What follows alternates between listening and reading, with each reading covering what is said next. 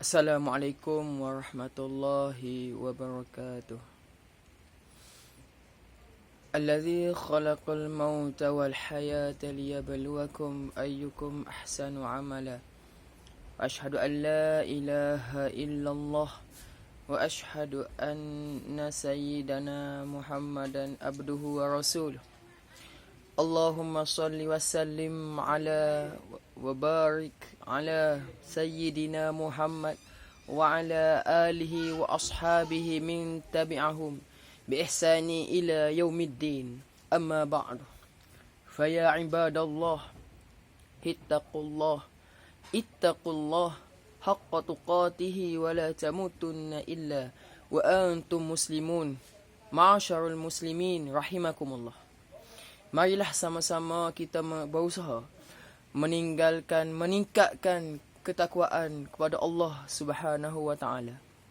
Penuhkanlah masa kita dengan melakukan amalan-amalan yang baik dan hindarkan diri daripada membuang masa dengan perkara-perkara yang tidak berfaedah. Lebih-lebih lagi perkara-perkara yang berbentuk kemaksiatan kepada Allah.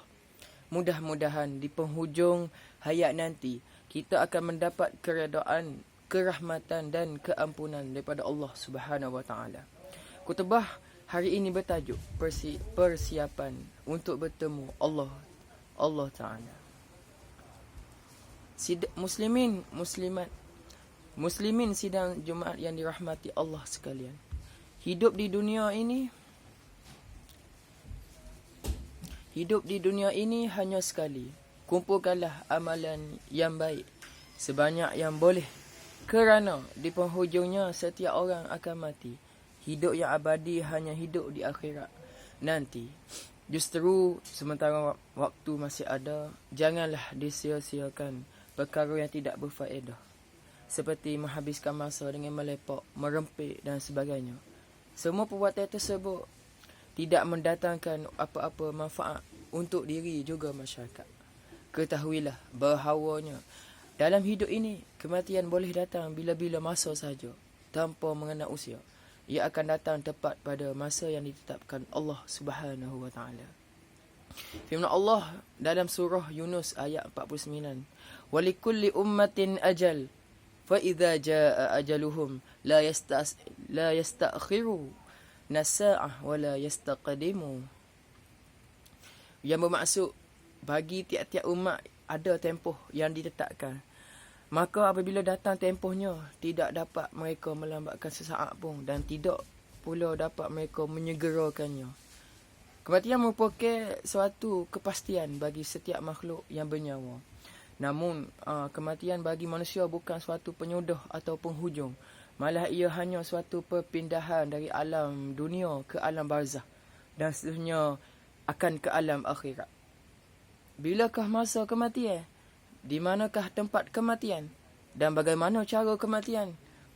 Tetap akhirnya akan dikembalikan kepada Allah untuk menerima balasan masing-masing mengikut apa yang dilakukan selepas hidup di dunia ini.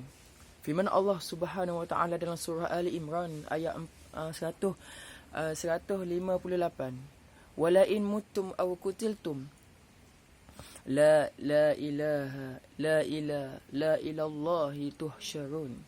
Yang bermaksud, demi sesungguhnya jika kamu mati atau terbunuh, sudah tentu kepada Allah jualah kamu akan dihimpunkan, yakni untuk menerima balasan.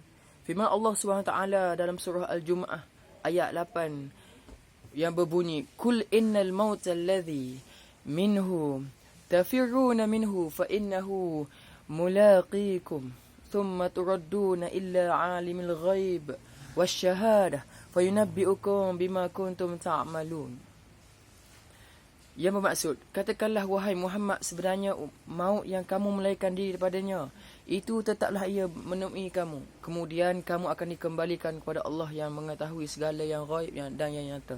Lalu ia memberitahu kepada kamu apa yang kamu lakukan serta membalasnya. Muslimin sidang Jumaat yang diberkati Allah sekalian. Sebelum dipanggil menemui Allah untuk menerima balasan, buatlah persiapan secukupnya. Semoga kita mendapat kerahmatan dan keampunan Allah, sehingga dapat memasuki syurga Allah Subhanahu Wa Taala. Antara persiapan yang perlu dilakukan ialah memperbanyakkan taubat dan menerima ampun dan meminta ampun kepada Allah setiap hari. Dalam firman Allah Subhanahu Wa Taala dalam surah At-Tahrim ayat 8 berbunyi, ya ayyuhalladzina amanu tubu ila Allahi taubatan nasuha asa rabbukum an yukaffiru ankum sayiatikum wa yudkhilkum jannatin tajri min tahtiha al-anhar ila akhir hayat. Ia bermaksud, wahai orang-orang yang beriman, bertaubatlah kamu kepada Allah dengan bertaubat nasuha. Mudah-mudahan Tuhan kamu akan menghapuskan dosa dan kesalahan-kesalahan kamu dan memasukkan kamu ke dalam syurga yang mengalir di bawahnya sungai-sungai. Nabi Muhammad SAW sentiasa bertaubat walaupun baginda seorang yang maksum, sebagaimana sabdanya, wallahu inni li astaghfirullah wa atubu ilaih fi yaumil aktharu min sab'ati marrah. Maksudnya, demi Allah, sesungguhnya minta ampun kepada Allah dan aku bertaubat kepadanya melebihi 70 kali dalam satu hari. Memperbaiki dan memperelok solat dan dengan mempelajari hukum hakam yang berkaitan dengan solat melalui majlis-majlis ilmu yang ada, supaya solat kita diterima oleh Allah. Kerana solat merupakan amalan yang sangat penting dalam Islam. Tanpa solat yang betul, segala amalan lain tidak akan diterima Allah. Solat juga merupakan amalan yang pertama sekali dihisap pada hari kiamat nanti. Sabda Rasulullah sallallahu alaihi wasallam, amalan yang mula-mula dihisap sekali seseorang hamba pada hari kiamat ialah solatnya. Oleh itu, jika solatnya baik, yakni diterima, semua amalan baiknya yang lain akan diterima. Dan jika solatnya rosak, yakni tidak diterima, maka semua amalan baik yang lain tidak akan diterima. Riwayat Tabarani. Yang ketiga, selesaikanlah semua hutang. Roh seseorang mukmin itu tergantung pada antara langit dan bumi, kerana hutang yang belum diselesaikan. Oleh itu, segeralah berhutang, segeralah membayar hutang sebaik sahaja mampu. Janganlah ditangguh-tangguh. Sabda Rasulullah sallallahu alaihi wasallam, nafsul mu'min mu'allaqatul bidaini hatta yuqda anhu. Maksudnya, roh seseorang mukmin itu tergantung, yakni dihalang daripada tempat yang mulia dengan sebab hutang sehingga hutang itu dilunaskan. Riwayat Tirmizi. Yang keempat, meminta maaf kepada semua orang yang pernah kita lakukan penganiayaan terhadap mereka. Jika tidak, pada hari kiamat nanti, mereka akan menuntut pembalasan, iaitu dengan segala amalan baik kita sebagai bayaran, walaupun terhadap penganiayaan tersebut. Sabda Rasulullah SAW bermaksud, sesiapa yang pernah menzalimi saudaranya, sama ada terhadap maruahnya atau sesuatu yang lain seperti harta benda dan sebagainya, maka hendaklah kita meminta halal daripadanya sekarang, sebelum datangnya hari yang dinar dan dirham tidak lagi laku. Malah pada ketika itu kita tidak ada baginya amal baik akan diambil daripadanya sebagai bayaran mengikut kadar kezaliman. Dan jika tidak ada baginya amalan baik dan yang akan diambil, kejahatan pula daripada mangsanya itu diletak di atasnya. Riwayat Bukhari. Muslimin sidang Jumaat yang dimuliakan sekalian, terdapat 3 jenis amalan yang menyalurkan pahala berterusan walaupun kita sudah tiada lagi di dunia ini, iaitu pertama, sedekah jariah, yakni berwakaf seperti mendirikan masjid, sekolah, rumah-rumah anak yatim dan mewakafkan tanah, rumah sebagainya untuk menjadi yang diambil manfaat oleh golongan yang memerlukan.